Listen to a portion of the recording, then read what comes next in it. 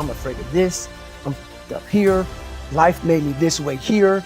I stutter. I have these issues with reading and writing, and I'm fat and I'm insecure.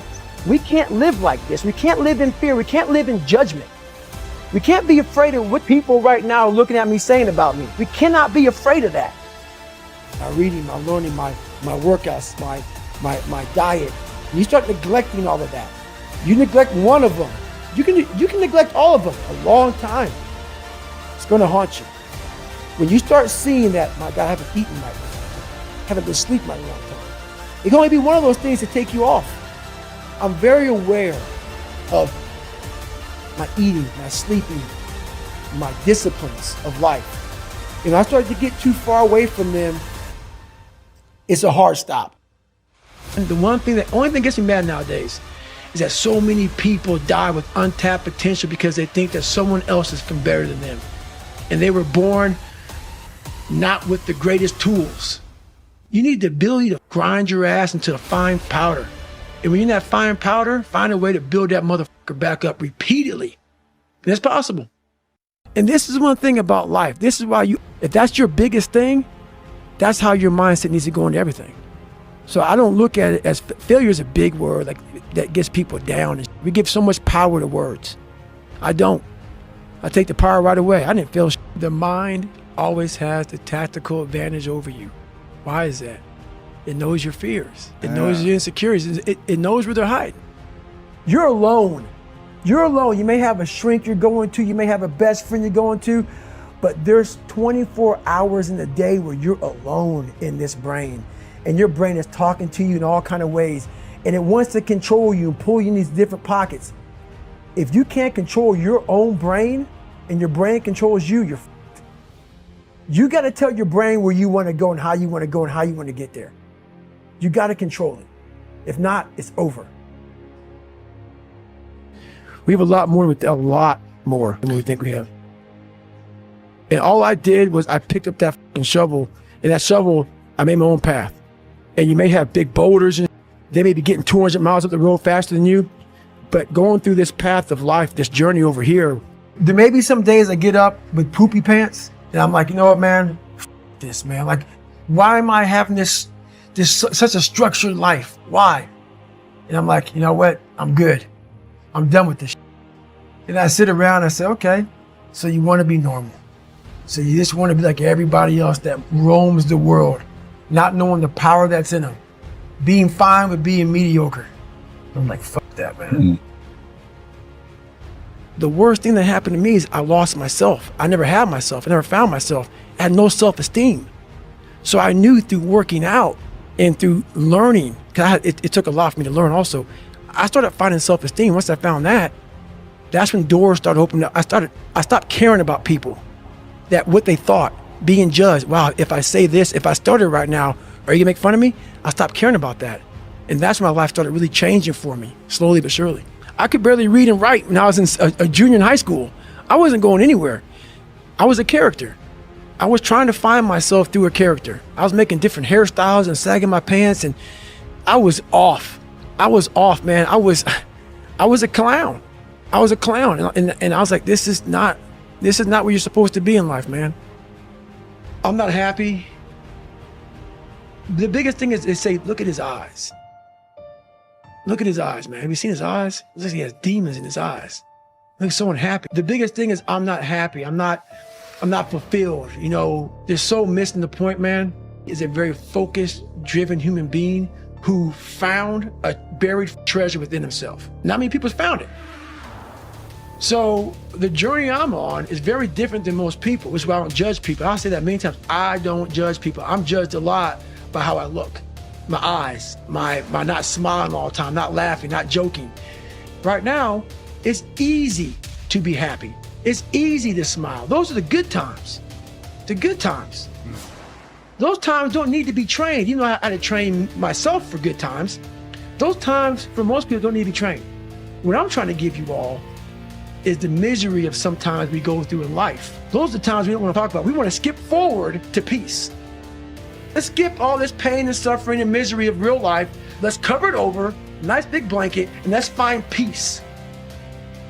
No, sorry. It's not possible. You gotta go into that hellhole of life that you have that fucked you up and fix it. And that's what I'm here to do. You must go to war with yourself before you find peace. So I'm trying to give you tools on how to do that. And I'm not considering to smile and be happy about it.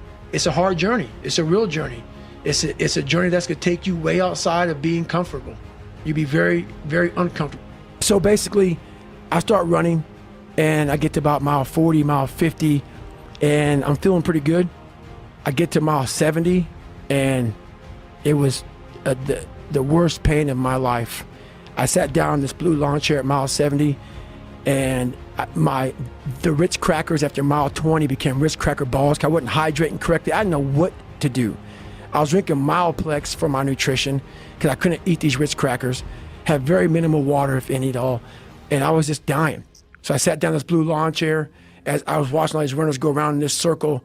I was all dizzy and lightheaded, hadn't gone to the bathroom. It's been about 12 hours. I went 70 miles in about 12 hours, which is good.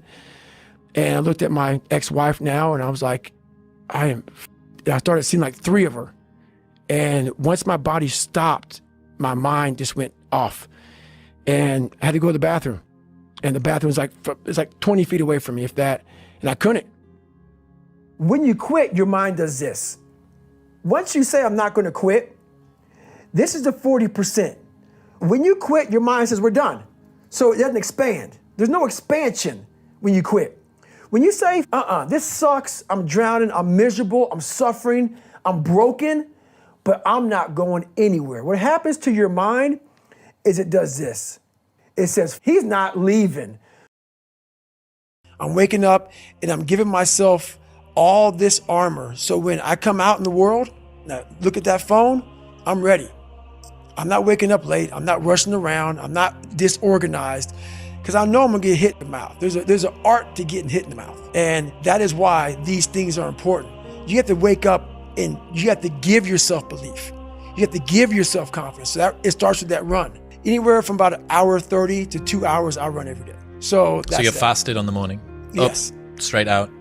Straight out. 90 minutes to 2 hours of running, back, eat? Eat, and I'm in the gym. So, and then after that, to whatever's on the plan for the day. That's how that works every day. That's your day? There is no room for anything else? Yeah, there is. A lot of room. So there's 24 hours and I use it all pretty well. That's why I got a cap success, because I can't put that in. And that's my growth factor. So, that's my human growth factor. And some of these motivational people out here, it's the funniest thing in the world to me. They'll go and say, when you wake up in the morning, pound your chest, look at yourself in the mirror and do all this fucking bullshit. I hope it works. What works for me is that everyday resume, the things I know I've accomplished, the things I know I've done, real hard work, the real calluses on my mind, the real calluses on my hands. That's it. You don't need to pound your chest in the mirror anymore if you have that. I always fix the things on the surface. If I couldn't read and write, I learned to read and write. I would always fix these things on the surface level. And so whenever something hard would like raise its ugly head, I didn't have any kind of tools to handle it. I'm like, man, I thought I fixed this already, man. But no, I didn't go deep into the dungeon of my soul to say, okay, what is making you a quitter? What is making you a weak man? What is making you afraid? That's why I kept on quitting and going back to start, or not knowing how to get through hard times. And that's why I always tell people, I'm not a theorist. I didn't study, I didn't study a book. I literally put myself in a fire repeatedly like a sword. You put a sword in a fire repeatedly and repeatedly. If you keep on doing that, you're gonna get a nice sword. And then you keep on beating it. You gotta beat the shit out of it. And that's what I am. Yeah. I became that. I said, okay, we can't quit. We got to figure out what is wrong with you. What's going on here? So I kept on putting the sword back in the daggone fire, and I just beat it harder. And I beat it harder. Before I knew it, I started realizing, all right, man, the brain is starting to get hard. The brain is starting to get hard. A lot of it is limited horizons. Limited horizons are like, I use me as an example always. I came from a small town in Indiana where there was a handful of black families. And a lot of people in that town, when you come from a town of 8,000 people, it's like we had a local plant, Great Dane. And you're like, you know what? I want to work at Great Dane and get a house next to my mom. That's what you know.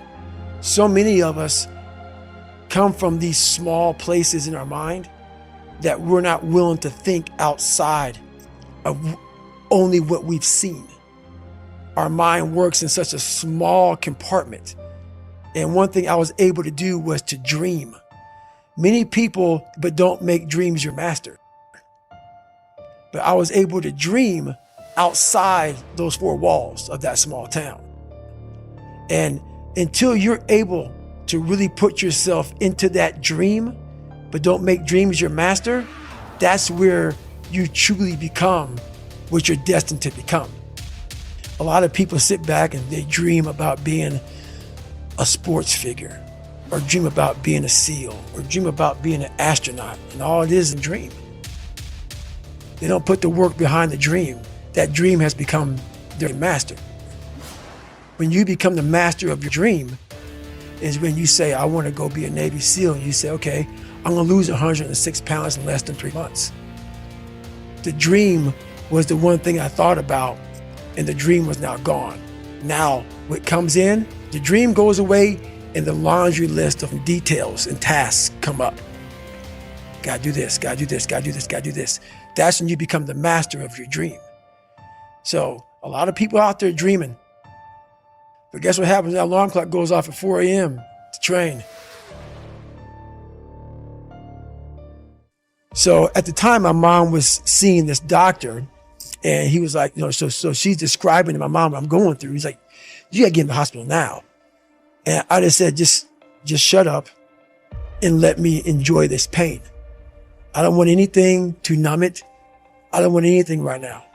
Because what I had done was I just, in my mind, and people will take this wrong and take it as wrong as you want to, I don't really care. I had just climbed a mental wall that was amazing. And I didn't want anybody to take that pain away from me at that point, because that was all confirmation. I never wanted to feel it again. I never wanted to feel it again. But what it did was it showed me what is possible. And that's what set the new stage for me. That's when I realized, oh man, I've really been underachieving my entire life. I'm not saying that you have to go to that place. That place is a dangerous, dangerous place that you don't want to go there. But it taught me what is possible. So from that 19-hour lesson, one of the biggest lessons I had in my life, it taught me like, okay, I got it, check. As you get bigger, as you get more successful, you open the door for people to critique everything you do. And most of the people who are critiquing you usually aren't where you are. And all their critiquing comes from people who are really at a low level of life, which is sad. But what we do, people who are on the upper level, hearing the haters at the lower level, like I said, you'll never meet a hater doing better than you. True statement. I started having fun with it. So I'll go through the comments, while most people don't go through comments, I go through them, intentionally look for the bad ones. And while I'll block and delete you because the people on my page don't need that negative energy, I'll block and delete you, but I take a snapshot on my phone and I put it in the archive. So what happens is, there's days where I'm like, you know what? I really don't want to do this today. And I'm like, oh, hang on. So I started making these mixtapes with all of these hate messages about people talking shit. And it became such a source of fuel that it was amazing, because I know why you hate me. You hate me because you're probably in the bed right now. You're probably an underachiever. You're probably somebody who doesn't want to do anything with their life. So I make you question everything about yourself. So I'm going to continue making you question yourself by coming out here and being even more successful. So I listen to that while I run. I sometimes play it in the house, and it sometimes gets on Jennifer's nerves because I'm sitting and listening to somebody talk mad shit on a loop about me. And she's like, why do you do this shit? It's half comical and it's half inspiring. I'm actually inspired by it.